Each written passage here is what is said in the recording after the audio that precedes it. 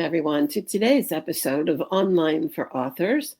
With me today is Jen Sinclair, whose first novel is There's Always a Price. Welcome, Jen. Hi, thanks so much, Carole. Listen, I love this book. Each of those three characters were so unique and interesting. Give everyone the elevator pitch for this book. Sure. So There's Always a Price is about Cassie Reynolds. She's a woman in her 30s who was an artist and a prolific one at a younger age. But through a series of tragedies, she can no longer use her dominant hand anymore. She has nerve damage. Her life diverts and she marries an older man, Jason Reynolds, who is a salt of the earth construction guy. And throughout their marriage, she doesn't realize that he's not so great with money. And so she's not good with, since she can't pursue her real passion anymore, she kind of feels lost at the beginning of the book. So she gets a strange offer from a very rich man named Lucas Dalton, who is an investor in her husband's business. And he says, "Hey, I know you're an artist and I'd love to have you come be an art consultant on my renovation for my house." And she thinks it's out of the blue, but accepts it because she finally gets to contribute some money to this faltering financial situation they're in. And what she doesn't know is that he's not an investor in her husband's business. He's actually paid her husband, Jason, to pursue her. Some kind of a strange deal. Yes. All right. Well, that was elevator pitch plus. It was a little bit, yeah. It's a little plus. So we know that Cassie has stopped painting because of her problem with her hand, and she kind of goes along with what's really interesting. She goes along with Jason's thinking about, she really shouldn't be painting. And why do you think you wrote it so that she would agree with Jason and not try to do anything about fixing her hand or trying to paint? Right. So I missed your question. I'm sorry, because it froze for just Why do you think she went along with Jason? Because it was really Jason's lack of encouragement and she just kind of agreed and went along. Why do you think she wasn't more forceful in trying to either get something more for her hand or tell him, no, I don't want to do that? Right. Well, I think it's because she came from a tragic upbringing, raised by a widowed father. And when he died, she kind of lost a bit of her journey, kind of deviated from what it was going to be. So in the wake of that, the grief that consumed her made her an easy target for somebody who was looking for maybe it made her an easy target to be manipulated by somebody who, someone like her husband, who she was in love with him and he was a good man, but he was able to sway her away. Even when she could paint, she was easily swayed to give it up for money. So he was, and I think part of that is, her wanting to be a good wife, her believing him and trusting him with everything she had, because he was all she had left at that point, or so she felt. That's right.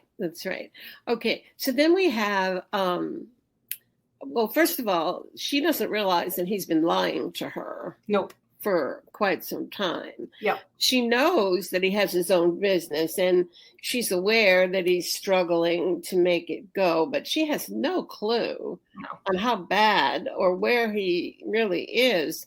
So enter Lucas. And Lucas is quite the character.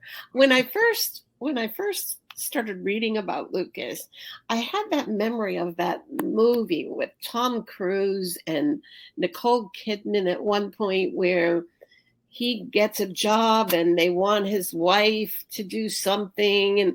And I thought, oh, I think I know this story. And then, of course, I got 2 paragraphs later and said, oh, no, I don't know this story. So where, explain Lucas to our audience. Lucas is really very mysterious through most of the book. And I did that intentionally. He is the third point of view, but you don't hear from him until very late in the book. And that was intentional because I wanted the audience to see him and experience him through both Jason's lens and Cassie's lens. Okay. Because they are 2 very different. Paint a fairly good picture of him, or at least what his forward-facing persona is to the world at large. He is a very complicated man. He grew up the heir apparent of his grandfather's business. He's extremely smart, and he's no nonsense, and he doesn't want anything to do with being tied down to anything because his business is his whole life. And of course, as you find out, there's a lot more to him, and this rough exterior he puts on. But he was really I had way too much fun creating. I was going to say, that seems like a lot of fun writing this guy. I mean, so he had his choice of any woman, and yet that there he comes right into their lives. Eventually, their interaction, his and Cassie's, comes to a halt, and at that moment in the book, you reveal the truth. Mm-hmm. And what were your choices when you thought about that reveal? Why did you handle the truth the way you did? Because it was quite different. It was not what I expected. Mm-hmm, mm-hmm. His background story, that one. So there's been people on Goodreads who have not spoiled it, but kind of talked a little bit just about a character. So, when I was crafting him, and of course, we write things how many different ways and times. And I thought, what could be something that I could that could kind of not explain, but just help people understand why he would be the way he was, and it would be a plausible thing because these things happen in life. And I wanted him to. Really, he comes to his breaking point when they're in that scene, and you see this from his point of view, which is part of why I really wanted to keep his POV in there. And I just felt like it was a really powerful statement on how people survive something traumatic, and Cassie as well. Her survival and his survival, and they experience profound loss and grief and debilitating issues in one way or the other. And yet they still somehow were able to carry on. And of course, he was just, you would never guess this most successful man had such a sad backstory. But I just felt like he really needed to be fully 3-dimensional in that moment. Yeah, that was really interesting to read. He was... you think of, you kind of think of Elon Musk, you think of all these other rich men, and you wonder, what is their background? What their origin story is. Yeah. Yeah. What is their real story? Yeah. And this was quite interesting. And for most of the rest of the book, I kept hoping that he would come back into the scene, and that every page I turned, I was like, well, maybe now,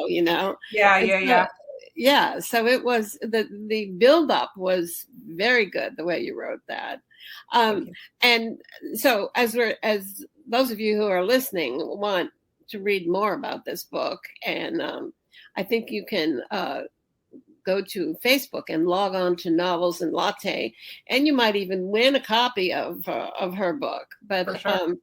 So we don't want to give away all the story. I think we've teased it enough, and hopefully people will want to get more into it. Yeah. So I understand this wasn't the book you started out writing. You were going to write something else. How did this happen? So my brain functions in a very interesting way, which I'm sure as a writer you can understand how we. This book evolved a few times from being lighter in some ways and darker in some ways, and I felt like what it wound up being, where it's primarily her story. At first, it was all three of them. One chapter, one. It was very, but I really made the choice with Lucas. I thought his character I don't know. I just feel like his character arc is served so much better being more in the background. And like I said, you see the evolution through the other ways, but yeah, it was very different. It was very much more a romance between the two of them from the beginning almost. And so my original idea for this book, I just thought that movie in the 1990s, which I say old movie, it was one of my favorites back in the day. It was called Indecent Proposal with Robert Redford and Demi Moore and Woody Harrelson. And for people who don't remember it or know it, it is a young couple, Woody Harrelson and Demi Moore, and they're in Vegas and they're super poor and they're broke and they just can't catch a break. And this rich millionaire, Robert Redford, who was so amazingly handsome, swoops in and says, "I'll give you $1 million for one night with your wife." With one night with her. Yes. And so then the movie evolves into what happens after that night. Exactly. What it does emotionally agree, and she's a full participant. Well, I thought, what if we did something like that, but the wife doesn't know, and it's not for a night with her. It is for, the chance to really, and ultimately, yes, that's what he wants. But we flip it on its head. She's married to the older man who's supposed to be protecting her and keeping her safe. And we make the younger man the billionaire, and his seduction of her is so much more different than that because she doesn't know about it. And she's really just going into this as the genuine person she is, which he's not used to people being that way with him. So that kind of is why it evolved the way it did, because his reaction to her is so, counter to what he has always experienced with a woman, or with people, because he's always had everything handed to him. He's exactly. Billionaire. I read somewhere where you had a problem with one of the famous lines for authors that says, write what you know. And yet, here's an interesting thought. You do know about that movie. Oh, yeah, for sure. Sure. It isn't necessarily your life, but you're true. Yeah, I always had a problem with that. But I guess I interpret it differently now that I'm older. You don't have to know. I don't have to know how to be a billionaire, bachelor, to know what it's like to have a lot of pain and grief that kind of is molding the way that you behave to the world. So, yeah. Right. Plus, we all, if you were going to write a historical novel, you would do a lot of research, and then you would know all about it. So, I guess. Yeah, I guess there are a lot of options to what you know. For sure.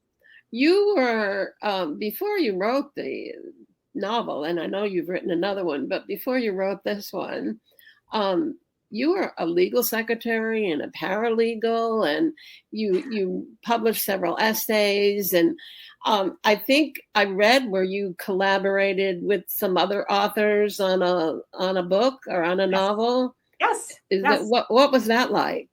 So that's actually the most recent novel I've come out with, called The Accidental Life of M.F. Asher. And yeah, it's me and 3 other authors from Women's Fiction Writers Association.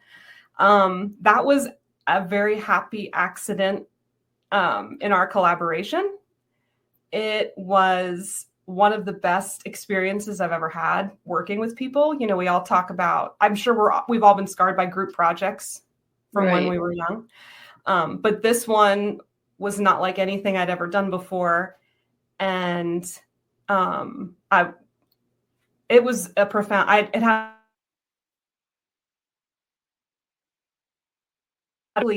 are three of the people who made me believe I could do this I could be a writer and people would read, because we were writing that while I was editing There's Always a Price. We were writing it together, and they made me believe in myself. Like, you can actually do this. You're, they are three published writers already, and I was the newbie. It was like, I've never published anything, so I don't know if you guys want to work with me or not. But so yeah, they are. So that is now published. That is now published. Yeah, that came out on April 1st. Very good. And you have a new book that I just read a little bit about what it is about, and I think I'm going to really enjoy it, because I get hooked on anything that has anything to do with the life in Washington or the president of any kind. Yeah. But tell me just a little bit about that one. Sure. So According to My Science came out on March 11th, and it's my second women's fiction, and it centers around an astronomer, Ellery Conroy, and she is having a really bad time of things because her mentor has left, and her nemesis in the department where she works has become her new boss. And not just that, but he stuck her with this mentee who is a brilliant guy, but very hard to deal with. And she herself is brilliant, but she has this innate ability to be able to talk to people on terms that they understand, even though her brain works in a totally different way. And so while she's out kind of trying to drown her sorrows at her brother's bar, she meets this handsome stranger, and they strike up a conversation. And unbeknownst to her, he is the president of the United States. Of the United States. Yeah. Yes. And he's single. So to further complicate her life, she decides to embark on a secret romance, which is way out of her comfort zone. But there's something about him that makes her say, okay, I'll give it a shot. And it's a very timely book. It deals a lot with misogyny in the workplace for women. I like to say it's a combination of Lessons in Chemistry and The Bodyguard by Catherine Senner. So those are my two fairly good. And then, of course, Taylor Jenkins Reid just had to steal part of my idea and publish Atmosphere. Definitely. That doesn't hurt. But anyway, it was fun to write that book. And it was, it's still, I make things complicated. There's a few twists in there that people may not see coming. But what I can say is my president of the United States, President Ben Foster, is the ideal. Okay. So we all want to read that one. So that is already, I understand, that's already out now and available. Yes.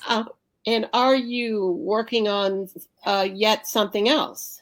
Yes, always. Always.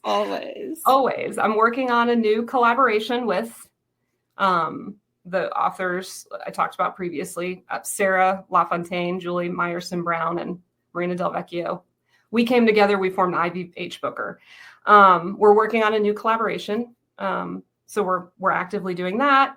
And I'm working on a new standalone women's fiction book that follows the points of view of three women at three different ages.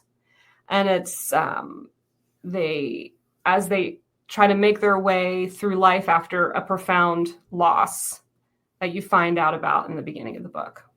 They're the same loss, or each individual has a different loss? Each individual has a different loss. I see.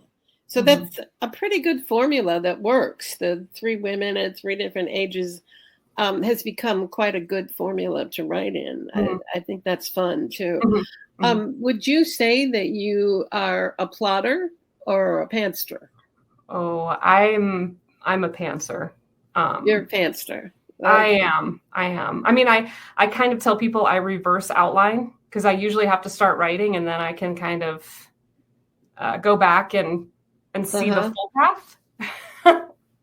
I love revising. So that's kind of my favorite thing to do, is to have it all done and then to go back and revise it and put all the magic in it. But yeah, I'm not I wish I could be. I've tried to be an outliner and a planner, and I do tend to stick to the Save the Cat beats, story beats. I do tend to naturally just kind of do that. And I've got a big board up on my wall here that's got all of them on there. So as I'm writing, I can kind of see where I'm at. But yeah, I'm not historically speaking, a great outliner or plotter. Yeah, I think when you get to sit down and you find that the direction you thought you were going in is not where you're at, it's pretty exciting to do that.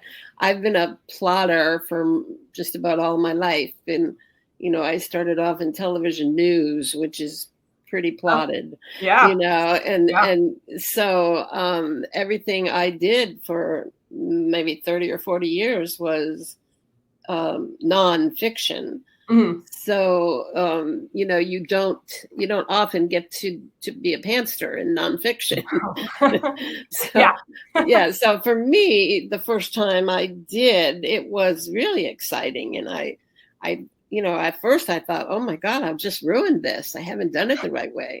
And then when you read it, you say, oh, but it's so much better than I thought it was going to be. So, right. Yeah. What about your discipline or time of you? Do you write at a different time every day, or do you write like how do you when you collaborate? I know there was a book once that it seemed like there were 100 authors that wrote this book. Wow. And they each got, they first one wrote it and then handed it over. Oh, yeah. And then the second one continued. Mm-hmm. And it was interesting how it went. Yeah. But how do you do this when you collaborate? Everyone writes a storyline, or? So we kind of did that. We each took a point of view. That book, The Accidental Life of Emma Fasher, is about 4 writers who are good friends, and they are lamenting how hard it is to be a writer in the publishing industry. And so at a retreat, they have a little retreat that they throw every year where they burn their rejection letters and they swear they're gonna do it, get it there this time. They decide to have a little fun with AI.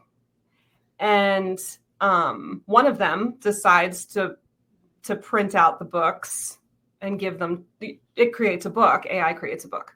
And the book somehow goes viral, even though they didn't mean for it to. So now they've got this huge secret, right?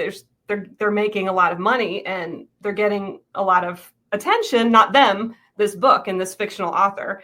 And right. What happens when 4 friends who inadvertently come into a lot of money and they're 4 different personalities, what happens when they start disagreeing on how they should proceed? And it's so we each took a point of view character, and we really did kind of do a round robin style, is how we call it. We each took a crack at the prologue, and then we chose the prologue that we thought fit best. And then we went from there and was like, well, what character should do the first chapter? What character should do the second chapter? So it would be, character Sophia was the first chapter. We kind of talked it out and walked through it, and we knew where we wanted the book to end up. We knew what the middle of the book was going to be. So we kind of muddled our way through it. Until we had a book that we were like, wow, this is actually not only fun. A lot of people who've read it say I think it's phenomenal. We're calling it dark friendship fiction. So wow, it does. It sounds like a lot of fun, and it's more than a writers group. So, lots of people have writers groups, but this is the next step, I guess, to a writers group. Yeah. Do you also have a writers group that you meet with, or is this it? So I meet with them. I do virtual write-ins over Zoom every day with Women's Fiction Writers Association, WFWA. Oh, okay. You do that. And it's 90-minute blocks, twice, sometimes 3 times a day. And I try to get some writing adjacent work done during those times. And it's, it's a constant it's a constant thing, it's like a full-time job plus. It is. It's running my own business. And the creative part, I have to, when the wave comes, I got to ride it. So I might just write for a week and then do some marketing or administration. I'm still writing some nonfiction stuff too. So it's a balance, and I've got a family, so it's kind of there's a few other things to do. I understand you also have a newsletter. I do. And how can people read that? How can they find it? Tell us. They can find that and everything else that I do by going to jensinclairwrites.com. You can sign up for the newsletter. You can find my social media handles, and there's also buy now links for the books. Perfect. So you got it all together now. Yep. I'm looking forward to, actually, I am looking forward to this presidential interaction thing. I'm really going to check that out. But it's been a joy having you with us. Thank you. And I wish you luck with your next collaboration. Thank you. And for all of you out there, please join us again for our next episode of Online for Authors. Thank you for listening to Online for Authors, where I, Terry M. Brown, author of character-driven fiction and host of the podcast, introduce readers to characters they'd love to invite to lunch. Tune in next Tuesday for another podcast episode.